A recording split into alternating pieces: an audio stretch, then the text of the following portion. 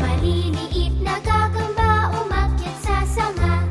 Dumating ang ulan at itinaboy sila.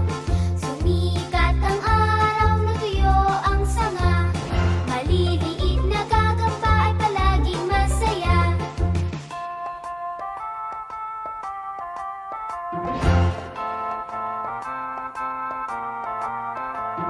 Maliliit na gagamba umakyat sa sanga.